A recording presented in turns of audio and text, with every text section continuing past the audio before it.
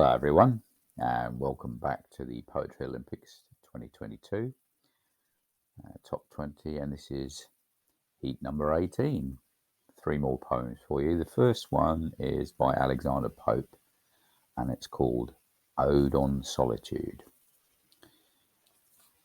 Happy the man whose wish and care a few paternal acres bound, content to breathe his native air in his own ground, whose herds with milk, whose fields with bread, whose flocks supplying with attire, whose trees in summer yield him shade, in winter fire.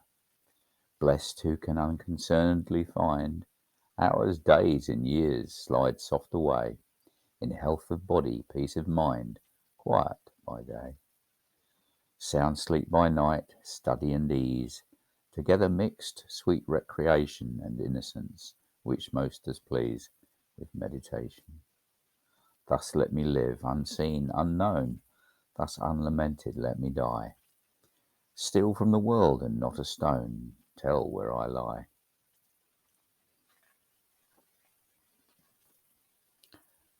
Number 2 is by Adelaide Ann Proctor. That's called One by One. One by one the seeds are flowing, one by one the moments fall. Some are coming, some are going.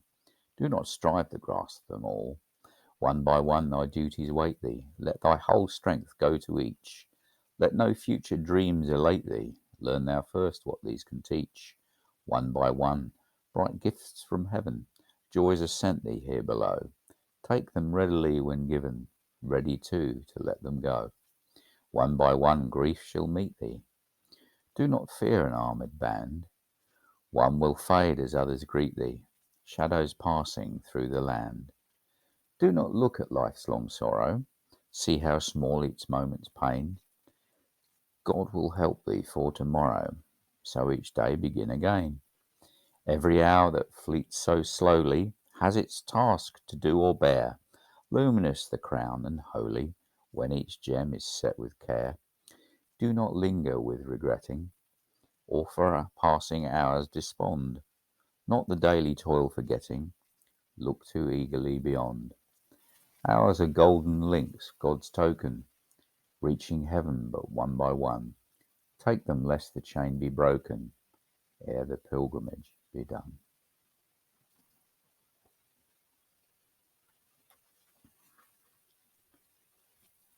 And finally, number 3 is by Richard Monckton Milnes, Lord Houghton. That's called Good Night and Good Morning. A fair little girl sat under a tree, sewing as long as her eyes could see, then smoothed her work and folded it right, and said, dear work, good night, good night. Such a number of rooks came over her head, crying caw caw on their way to bed. She said as she watched their curious flight, little black things, good night, good night. The horses neighed and the oxen lowed, the sheep's bleat bleat came over the road, all seeming to say with a quiet delight, good little girl, good night, good night. She did not say to the sun good night, though she saw him there like a ball of light, for she knew he had God's time to keep, all over the world and never could sleep. The tall pink foxglove bowed his head, the violets curtsied and went to bed, and good little Lucy tied up her hair, and said on her knees her favourite prayer. And while on her pillow she softly lay, she knew nothing more till again it was day, and all things said to the beautiful sun, good morning, our work is begun. So, please put your choice from those 3 in the messages, 1, 2, or 3, and we will compile an anthology of poetry, a top 20. Chin up, everyone.